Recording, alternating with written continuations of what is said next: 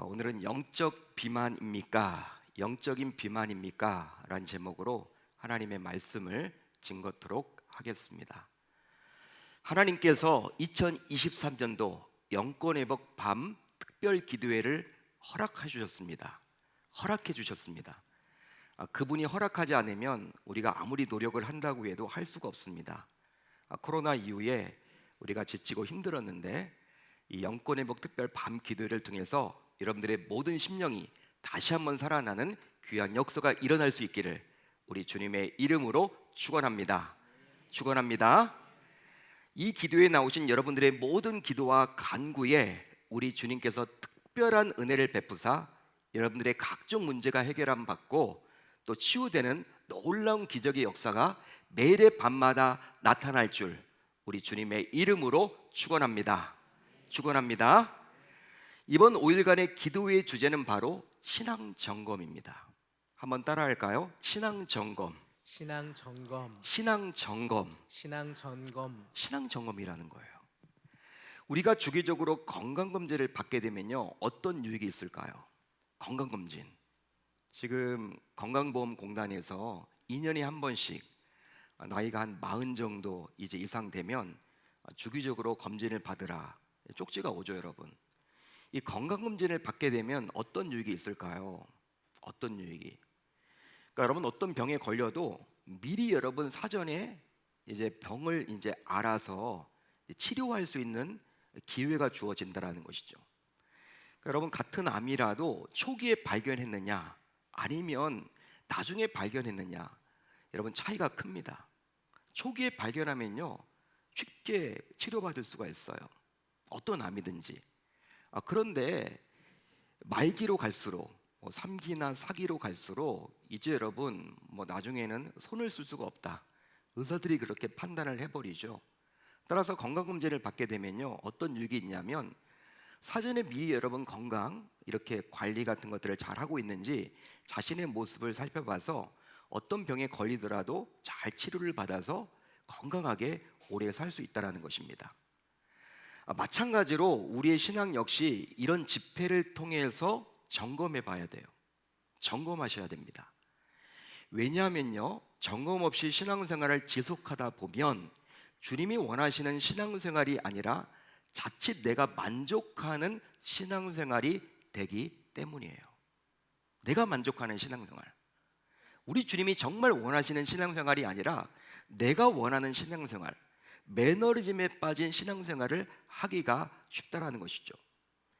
따라서 이번 5일간의 집회에서 들은 말씀을 붙잡고 이제 기도할 텐데요, 그 기도하는 가운데 나의 신앙에 과연 어떤 문제가 있는지 제대로 점검해서 주님이 기뻐하시는 신자들이 모두 되실 수 있기를 우리 주님의 이름으로 축원합니다. 아마도 여러분들은 선한 사마리아인의 비유에 대해서 모르지 않으실 것 같아요. 이 집회에 나오신 분들은 오늘 말씀 다음에 나오는 선한 사마리아인의 비유에 대해서 모르지 않습니다. 그거 모를 분이 어디 있습니까? 저도 이 강단에서 몇 번 설교를 했습니다. 이 선한 사마리아인의 비유는 복음서 가운데 유독 누가복음에만 나와 있어요. 마가도 기록을 하고 있지 않고요, 마태도 기록을 하지 않고 요한도 기록을 하지 않습니다. 오직 누가만 기록을 하고 있죠. 자, 그런데 이 선한 사마리아인의 비유를 살펴보면서도 왜 주님께서 뜬금없이 이 비유를 말씀하셨는지 그 배경을 놓칠 때가 참으로 많다라는 거예요. 어떤 상황 속에서 우리 주님께서 이 선한 사마리아인의 비유를 이야기하셨는지 그 부분을 놓치기가 쉽다라는 거예요. 하지만 누가는 그 배경에 대해서 분명히 말을 해주고 있습니다. 바로 오늘 우리가 살펴볼 말씀이 그 배경이라 말할 수 있죠. 자, 오늘 본문을 보게 되면 한 율법교사가 나와요. 율법교사란 누구를 말하느냐? 구약에 나오는 율법의 전문가들을 말합니다. 복음서를 보게 되면 서기관이 나오는데요, 아마 여러분들이 서기관에 대해서는 들어보셨을 거야. 이 서기관들이 율법교사입니다. 그러니까 율법하면요 모르는 것이 없는 자들을 말하죠. 예를 들어 보면 지금 같으면 신학대학원에 교수님이라고 해야 될까요? 그 정도로, 그러니까 성경에 대해서 모르는 것이 없을 정도의 그런 지식을 가지고 있는 자라고 말할 수 있겠죠. 자, 실제 주님이 활동하던 당시만 하더라도 유다 땅은 정치와 종교가 일치된 사회였습니다. 그러니까 종교 지도자들, 이 종교에 관련된 업을 가지고 있는 자들이 사회적으로 존경받는 시대였어요. 마치 중세 시대처럼. 자, 그러다 보니까 이 율법 교사는요, 경제적으로도 넉넉했고요, 또 주변 사람들에게 존경받는 지성인이었습니다. 한마디로 요즘 같으면 교수님으로, 또 판사, 사회적으로 다 여러분 인정을 해주잖아요. 아, 그 집 판사 댁이래. 아, 그 집 아버지가 판사였대. 그 집 아버지가 교수였대. 사람들이 다 머리를 숙이고 그래도 나름대로 존경해주는 그 위치, 그게 바로 당시 율법 교사였습니다. 기성인이죠. 자, 그런데 이 율법 교사에게 풀리지 않은 문제가 하나 생긴 거예요. 그게 뭐냐? 그것은 바로 영생에 관한 문제였습니다. 그는 평생 구약의 율법을 많이 연구했는데 이 영생의 문제만큼은 풀지 못했던 거예요. 그래서 이 문제를 가지고 주님께 나오게 된 것이죠. 나와서 어떻게 묻습니까? 선생님, 내가 무엇을 하여야 영생을 얻으리이까? 뭘 해야지 내가 영생 받을 수 있습니까? 영생을 얻을 수 있습니까? 내가 뭘 하면 좋겠습니까? 하지만 이분의 의도가 썩 좋지는 않았던 것 같아요. 오늘 말씀에 그렇게 나와 있죠. 예수를 시험하려고 찾아왔다라고 나와 있습니다. 여러분, 율법 교사들은요, 이 서기관이라고 제가 말씀드렸는데 이 서기관의 대부분은 바리새파에 속했습니다. 그러니까 바리새인들이었죠. 우리가 복음서를 보게 되면 바리새인들이 그렇게 예수님을, 주님을 시험했잖아요. 항상 여러분 주님의 이 빈틈을 노리려고, 여러분 주님에게서 뭔가 이렇게 잘못된 것들을 발견하려고 항상 시험했던 자들이 바로 이 바리새파 아닙니까? 바리새인들. 그런데 마찬가지로 이도 역시 율법 교사도 바리새인인지 아닌지 몰라요. 아무튼 그들의 영향을 받아서인지 몰라도 지금 현재 주님을 시험하려고 질문을 했던 것 같아요. 아마도 일부 율법 교사는요, 주님보다도 자신이 더 낫지 않을까 하는 생각을 가지기도 했었던 것만 같습니다. 한마디로 나도 이렇게 율법을 잘 모르는데 주님이란 사람이 뭐 율법을 얼마나 알겠어? 이 예수라는 사람이 뭔가 율법을 알겠어? 알긴 알겠어? 나도 잘 모르던데? 아마 이러한 마음을 가지고 시험하려고 찾아왔던 것만 같아요. 이 율법 교사가 풀 수 없었던 영생은요, 궁극적으로 하나님 나라에 입성하는 것을 말하죠. 하나님 나라에 입성하는 것, 그게 바로 영원한 생명을 얻는 것 아닙니까? 따라서 신앙생활을 하는 궁극적인 목적인 셈인 거예요. 아주 중요한 문제죠. 자, 그러자 주님께서도 율법 교사에게 다음과 같이 묻습니다. 질문을 하자 주님께서도 무엇이다 라고 대답하면 좋은데, 주님이 여러분 어떤 분입니까? 하나님이시기 때문에 이 율법 교사의 의도를 캐치했죠. 모를 리가 없죠, 여러분. 무슨 이유 때문에 나에게 질문하는지, 나를 찾아왔는지 모를 리가 없었던 우리 주님께서는 역시나 질문하셨어요. 어떤 질문을 했습니까? 율법에 무엇이라 기록되었으며 내가 어떻게 읽느냐? 이런 주님의 질문에 율법 교사는 율법의 전문가답게 한치의 망설임도 없이 다음과 같이 자신 있게 대답하기에 이르렀습니다. 대답하여 이르되 내 마음을 다하며 목숨을 다하며 힘을 다하며 뜻을 다하여 주 너의 하나님을 사랑하고 또한 내 이웃을 내 자신같이 사랑하라 하였나이다. 할렐루야. 여러분 100점짜리 대답을 했어요. 100점입니다. 정답이죠. 실제 이런 율법 교사의 답변은 너무나도 명쾌한 거예요. 탁월한 거예요. 100점입니다. 따라서 이 율법 교사는 율법에 대해서 정확하게 잘 알고 있었던 자였습니다.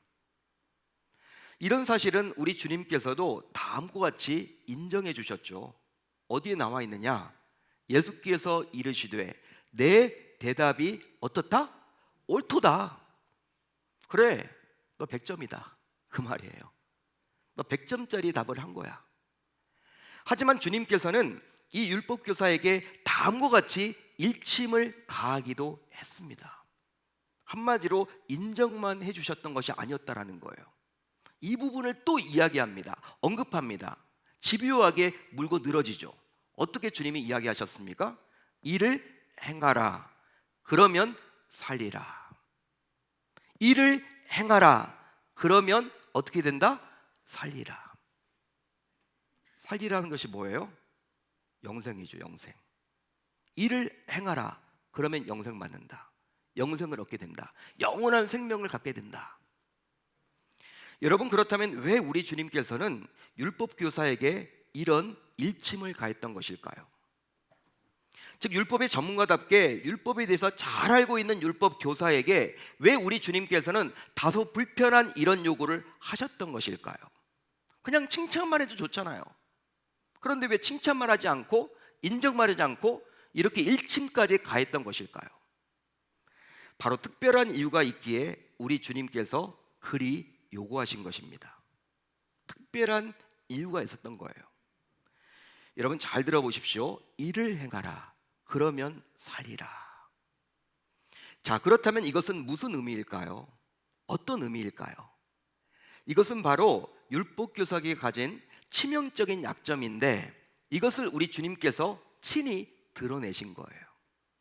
율법 교사가 가진 치명적인 약점을 우리 주님께서 친히 드러내신 것이죠. 답은 100점짜리를 했어. 그렇지만 그 속을 다 알고 있는 율법 교사의 과거와 현재와 미래까지도 다 내다보시는 우리 주님께서 그 율법 교사의 약점, 단점을 지금 꼬집고 있는 거예요. 그렇습니다. 이 율법 교사는 율법에 대해서 많이 알고 있었지만 그 율법대로 살지는 못했던 거예요. 한마디로 이 율법 교사의 문제는 알기만 하고 실천이 없었습니다. 즉, 믿기는 하지만 움직이지 않는 것이죠. 듣기만 하고 행함이 없었습니다. 하지만 이런 율법 교사의 약점을 모르지 않았던 우리 주님께서 친히 꼬집어서 드러내 주신 거예요. 폭로하신 거예요. 실제 우리 주님께서는 이런 율법 교사에게 가르침을 주고자 얼마 전에 일어나서 사회적인 이슈가 된 한 가지 사건의 예를 들어서 설명해 주고 있어요. 그게 바로 무엇입니까? 선한 사마리아인의 비유죠. 이 선한 사마리아인의 비유는요, 성경학자들에 따르면 진짜 있었던 일이래요. 그걸 우리 주님께서 언급하신 겁니다. 율법 교사 역시 알고 있었던 일이었습니다. 왜? 사회적인 큰 이슈가 됐던 문제였기 때문에, 유대 사회에서. 그것이 바로 30절 이후에 나오는 그 유명한 선한 사마리아인의 비유라는 거예요. 여러분, 오늘 살고 있는 신자인 우리도 이런 율법 교사의 모습을 보면서 스스로 자신의 모습을 돌아볼 수 있어야만 하는 것입니다. 즉, 율법 교사처럼 성경 지식으로 무장을 했지만 전혀 움직이지 않는, 즉 말씀대로 살지 못하는 신자가 아닌지 자신의 신앙을 면밀하게 뜯어보시고 점검해 보셔야 한다는 거예요. 즉, 지식과 이론은 가득한데 행위와 실천은 너무나도 빈약하지 않은지 스스로 자신을 돌아볼 수 있어야만 하는 것이죠. 사랑하는 성도 여러분, 여러분들은 과연 어떤 과정을 거쳐서 신앙생활을 하게 되었습니까? 여러분, 어떤 과정을 거치셨어요? 내가 모태신앙이었다, 이렇게 손을 들려고 하는 분들도 계실 것이고, 나는 모태신앙이었다, 못된 신앙이 될 수도 있지만 그래도 여러분들이 이렇게 나오셨잖아요. 모태신앙, 부모님으로부터 물려받은 신앙, 나는 몇 대째 믿고 있다, 이런 분들도 분명히 있습니다. 참 감사한 일이죠.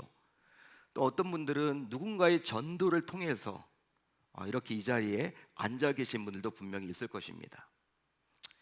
여러분, 여러 가지 이유 때문에 또 이 자리에 나오신 분들도 계시겠죠. 우여곡절을 겪어서 나는 믿지 않은 집안에서 태어났는데 그래도 남편을 잘 만나서 믿음의 가정, 또 이렇게 결혼하게 되어서 이 자리에 나오신 분들도 계실 것이고, 한두 번 교회를 나오다 보니까 그냥 이제 계속 말씀이 들리고 해서 어쩌면 이 자리에 앉아 계신 분들도 계실지도 모르겠어요. 아무튼 우리는 어떤 과정을 거쳐서 다 이 자리에 나와서 신앙생활을 하고 있는 것이죠. 아마도 이 영권회복 특별 밤 기도에 나올 정도의 신도라면 나름 영적인 것에 목마름이 있는 분이라고 저는 확신을 합니다. 여러분, 동일한 말씀을 들어도 영적인 것에 여러분 어떤 목마름이 없으면요 나오질 못하거든요. 왜 나오겠습니까?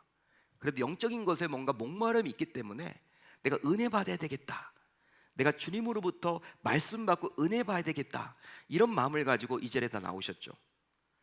그래서 나름 규칙적인 개인 경건 훈련에 힘쓰기도 하실 거예요. 제가 여러분들에게 말하지 않아도 여러분들은 나름대로 매일마다 성경을 읽는 분들도 분명히 계실 거예요. 뭐 5장씩, 석 장씩, 10장씩 읽는 분들도 계실 겁니다. 또 매일 성경 책자를 구입해서 큐티를 하기도 할 거예요. 여기 나오신 분들은. 그래도 리딩 지저스 성경 읽기도 동참하고 또 교회에서 개설되는 각종 양육 훈련 프로그램에 적극 참여하기도 하고, 심지어 기독교 출판사에서 출간된 신학 및 경건 서적을 꾸준히 읽기도 하고, 각종 세미나에도 참석해서 신학적인 지식을 쌓는 분들이 행여나 계실지도 모르겠습니다. 요즘에는 또 유튜브에 들어가면 각종 목사님들의 설교를 통해서 은혜 받을 수도 있겠죠.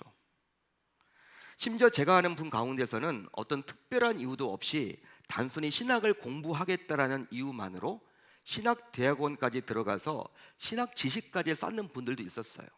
그걸 여러분 뭐 나쁘다고 할 수는 없죠. 귀한 일이죠, 여러분. 심지어 성경의 원어인 히브리어와 헬라어까지 배우려고 과외까지 받았던 분도 저는 보았습니다. 제가 이전 교회에서 저한테도 막 물어보더라고요. 헬라어를 물어보는데 저도 여러분 헬라어 배운 지 오래됐잖아요. 제가 대답을 못했어요. 바로 그 자리에서. 나중에는 제가 알려드렸지만 나 그렇게 물어보는 분들이 있더라고요. 헬라어까지도. 그러니까 물어보는 거예요, 여러분. 과외까지 받으려고 하고. 물론 평신도라도 신학과 교리와 성경 지식을 배울 수만 있다면 물론 배우면 좋습니다. 유익합니다, 여러분.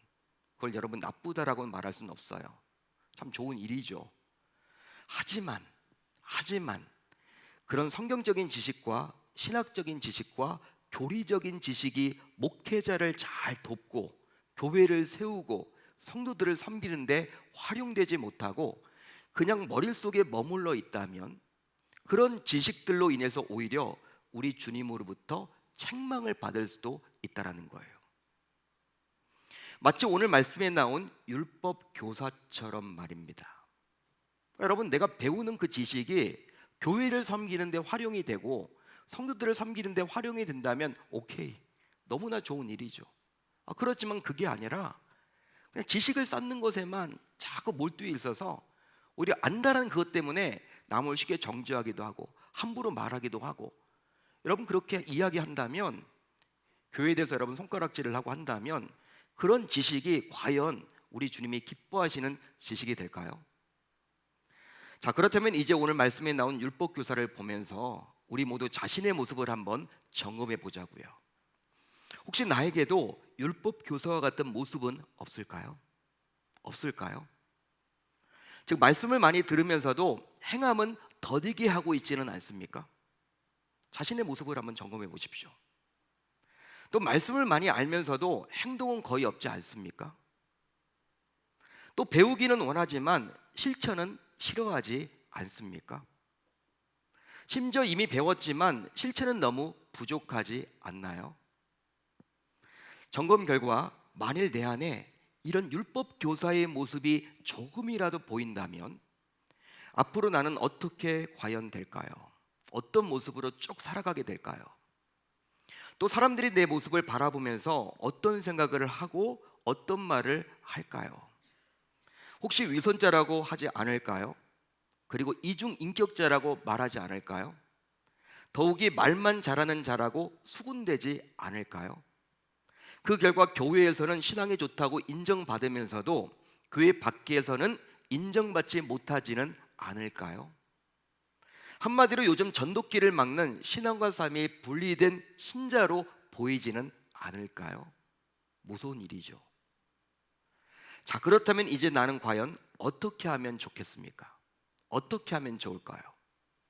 바로 듣는 것보다 더 중요한 것은 행하는 것임을 반드시 기억해야 하겠습니다. 다시 한번 말씀드릴게요. 듣는 것보다 더 중요한 것은 행하는 것임을 반드시 기억해야 하겠습니다. 또 아는 것보다 더 중요한 것은 움직이는 것임을 놓쳐서는 아니 되겠죠. 여러분 믿으시면 아멘, 동의가 되시면 아멘. 따라서 여러분들 각자의 신앙을 꼭 보여주십시오. 즉 내가 믿음의 신자라는 사실을 보여주십시오. 남들에게 보여주십시오. 사회에게 보여주십시오. 한마디로 나는 율법 교사와 다르다라는 것을 보여주십시오. 그러면 어디서 보여주면 좋을까요? 바로 삶의 현장에서 보여주셔야 합니다. 삶의 현장에서. 교회 안에서만 머무르면 안 되고 밖에서 보여주셔야 돼요. 교회 밖에서. 그러기에 삶의 현장에서 내 믿음을 드러내십시오. 즉 삶의 현장에서 말씀을 적용하십시오. 하지만 이것을 실천에 옮기기가 쉽지 않다고 해서 그냥 놔둬버린다면 과연 어떻게 될까요? 쉽게 말하면 말씀을 듣기만 하고 움직이지 않으면 결국 어떻게 됩니까? 어떤 상태가 됩니까? 바로 오늘 말씀의 제목처럼 영적인 비만에 걸리게 됩니다. 영적인 비만, 무서운 질병이에요. 그 이유는 바로 움직이지 않으면 병들기 때문이죠. 실제로 우리 몸도 먹기만 하고 계속 누워 있어서 움직이지 않으면요, 칼로리가 축적되어서 몸무게가 늘어나요. 여러분 움직이셔야 합니다. 요즘에 여러분 성인병들이 왜 생겼습니까? 왜 생겼을까요? 잘 먹어서 생긴 거예요. 우리 북한 동포들은 못 먹어가지고 문제고, 우리는 너무 잘 먹어가지고 문제고. 왜? 움직이지 않으니까. 이것과 마찬가지로 영적인 비만도 영적 건강에 문제를 일으켜서 결국 건강한 신앙생활을 해나갈 수 없게 만든다는 거예요. 그렇지만 내가 움직이면 신앙이 성장합니다. 내가 움직이면 변화가 일어나요. 내가 움직이면 주변이 달라지고요. 내가 움직이면 나를 바라보는 사람들의 시선이 바뀝니다. 할렐루야. 할렐루야. 자, 그렇다면 내가 적극적으로 움직이면 어떤 결과가 나타날까요? 내가 적극적으로 움직이면 어떤 결과가 나타날까요? 바로 주님께서 내 삶의 현장에서 말씀의 열매를 맺게 해 주십니다. 즉 삶에서 내가 말씀대로 살려고 몸부림치는 모습을 우리 주님께서 친히 보시고 주님께서 결국 말씀의 열매를 맺도록 해 주신다라는 거예요. 열매는 누가 맺는 거예요? 우리 주님이 맺도록 해 주셔야지만 가능한 거죠. 내가 할 수 있는 게 아니죠. 나는 움직여야 한다는 거예요. 그 결과 나의 삶에서 정말 놀라운 기적을 맛보게 될 텐데요. 우선 나에 대한 주변 사람들의 새로운 평가, 새로운 인식 전환이 일어나게 될 것입니다. 나를 다르게 바라보겠죠. 말씀 듣더니 영권의 벽 첫 번째 집회 잘 들었나 봐. 누구 김 집사님이 완전 바뀌었어. 이제 움직여. 그뿐 아니라 내 삶의 현장에 좋은 변화가 일어나고 막혔던 답답했던 문제가 해결되는 거예요. 심지어 주님께서 돕는 자들을 보내주사 그 결과 삶이 형통하게 될 줄로 믿습니다. 그게 바로 열매죠, 여러분. 말씀의 열매. 여러분, 오늘 말씀에 나온 율법교사는 이 시대의 지적 신앙인이라고 부를 수 있어요. 지적 신앙인. 지식만 쌓으려고 하는 분들. 즉 너무나도 좋은 머리로 지식만 쌓아 나가는 신자라 감히 말할 수 있습니다. 물론 지금은 신약 시대이기에 주님께서 성경 66권을 통해서 신앙생활을 하도록 우리에게 말씀하고 있어요. 여러분 좋은 일입니다. 우리가 성경을 몰라서는 안 되겠죠. 성경을 여러분 열심히 공부하셔야 되겠죠. 자, 그러다 보니 어느 교회든지 성경에 대해서 배울 수 있는 양육 훈련 프로그램도 있고요. 여러분, 여러 가지 프로그램들을 동원해서 성도들이 정말 말씀의 잔치에 들어가도록 이렇게 하는 교회들이 많죠. 어느 교회든지 그렇게 하죠. 심지어 유명 교수님들을 초청해서 성도들이 듣도록 장을 마련하기도 해요. 그 여러분, 나쁘다라고 말할 수는 없습니다. 좋은 일이죠, 여러분. 저 역시 신자인 우리 모두 주님이 부르시는 그날까지 배우기에 힘써야 한다라고 확신합니다. 확신해요. 여러분들이 정말 성경을 많이 알았으면 좋겠어요. 깊이 알았으면 좋겠어요. 하지만 우리 주님께서는 오늘 말씀에 나온 율법 교사와의 대화에서 지적 신앙인에 대해서 분명히 경고를 해주고 있습니다. 바로 그 지적 신앙이 잘못이라고 분명히 말을 해주고 있죠. 율법, 즉 말씀을 행하라. 그러면 영생을 얻으리라. 할렐루야. 할렐루야. 율법 말씀대로 행하라. 그러면 영생을 얻으리라. 우리가 영생은 믿음으로 받죠. 그렇지만 믿음은요, 형이상학적인 추상적인 게 아닙니다, 여러분. 착각하지 마세요. 행함 없는 믿음은 죽은 믿음이에요. 진짜 내가 믿음의 사람이라면 우리의 말과 행동이 달라져야 하는 거예요. 세상 불신자와 믿는 신자가 말도 같고 행동도 같다? 그 사람은 믿음이 신자가 아니죠, 여러분. 믿는 척 하는 거죠. 자기 착각 속에서 살아가는 것이죠. 주님이 진정히 인정하는 신자는 아니라는 거예요. 이런 주님의 요구, 즉 율법 말씀대로 행하라. 그러면 영생을 얻으리라.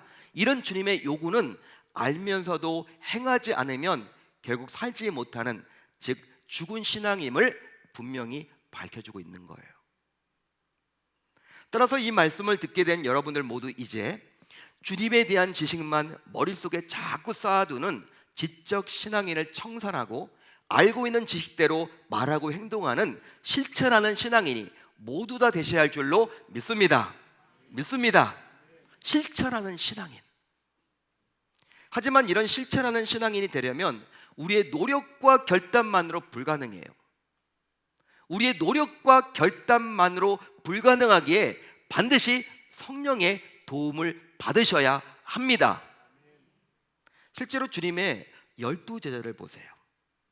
여러분, 우리 주님의 12제자는요, 우리 주님으로부터 3년 동안이나 직강으로 제자 훈련을 받았던 자들이었어요. 우리 주님에게서 직접 제자 훈련을 받았던 12제자를 떠올려 보세요. 얼마나 여러분 지식이 많았겠습니까? 머리에 여러분, 주님의 말씀을 직접 들었는데 우리 주님이 여러분 그냥 대충 하지 않았겠죠, 제자 훈련을. 예? 아마 여러분 성경에 나와 있지는 않지만 여러분 아마 막 요절 같은 것도 막 외우라고 하셨을 것 같고, 밥 먹을 때 야 베드로 요절 외워봐. 요절 한번 외워봐. 요절 못 외우면 여러분 너 굶어. 우리 주님이 그러지 않았을까요? 아무튼 여러분 주님이 대충 제자 훈련을 시키지 않았을 거란 말이에요. 철저하게 시켰겠죠. 지식이 여러분 가득 차도록 해주셨겠죠. 하지만 다들 지적 신앙인이 되었지만 위기가 찾아오게 되자 결국 주님을 배신하고 뿔뿔이 흩어져 버렸어요. 그 지식이 오히려 배신을 하는 도구로 쓰임받게 된 거예요. 그런데 주님에 대한 지식이 없어서 그들이 그렇게 행동한 것이 아니었죠, 여러분. 배신한 게, 뿔뿔이 흩어진 게 바로 그들 모두 오직 자신들의 노력과 결단만으로 말씀대로 살려고 했기에 실패한 거예요. 하지만 그들 모두 오순절 성령을 체험한 이후에 완전히 180도 달라져서 이제 주님을 향한 지식대로 말하고 행동하기에 이르렀습니다. 따라서 성령의 도움이 아니고서는 저와 여러분들 모두 율법 교사의 지적 신앙인의 모습을 버릴 수는 없는 거예요. 버릴 수는 없습니다, 여러분. 아무리 우리가 결단한다고 해도 이제 말씀 들었으니까 나는 이제 실천하는 신앙인이 되어야 되겠지, 내 의지를 가지고 해보세요. 안 되죠, 여러분. 성령의 도움이 아니고서는 해나갈 수가 없어요. 그러게 말씀을 읽고 듣고 암송하고 묵상한 이후에 반드시 성령의 도우심을 구하며 기도해야만 합니다. 여러분, 우리가 왜 말씀을 붙잡고 기도를 해야 됩니까? 여러분, 금요성령 집회잖아. 금요성령 집회. 여러분, 왜 말씀을 듣고 기도합니까? 우리는 여러분 말씀을 듣는 것에 너무 익숙해져 있어. 잘 들어야 되겠죠. 그렇지만 말씀을 듣고 기도하자고 하면요, 여러분 안 하는 분들도 많아요. 기도를 여러분 우리가 등한시하는 경우들이 많다라는 거예요. 근데 여러분 우리가 말씀을 듣고 뭘 해야 되느냐? 하나님 이 말씀대로 순종할 수 있도록, 행할 수 있도록 능력 달라고 성령의 도우심을 구해야 한다는 거예요. 왜? 실천하는 신자가 되기 위해서는. 그런데 우리 성도님들을 보게 되면 좀 안타깝게도 예배와 기도회에 참석한 이후에 말씀을 듣고 다들 집에 가기 바쁜 것 같아요. 집에 가기 바쁜 것 같아. 좀 안타까워요, 여러분. 지금 말씀을 붙잡고 기도하는 훈련이 부족한 듯 보입니다. 여러분, 그러다 보니까 우리는 자꾸 내 의지만을 가지고 해보려고 하니까 실패를 하는 거예요. 따라서 이제 오늘부터 저를 포함하여 우리 모두 말씀을 들었다면, 말씀을 읽었다면, 말씀을 묵상했다면 그 말씀대로 살아내도록 성령의 도움을 반드시 구하는 기도자들이 많아져야 할 줄로 믿습니다. 그리함으로 성경을 아는 만큼 행동하고 실천해서 한 분도 예외 없이 영적 비만에 빠지지 않아야 할 줄 우리 주님의 이름으로 축원합니다.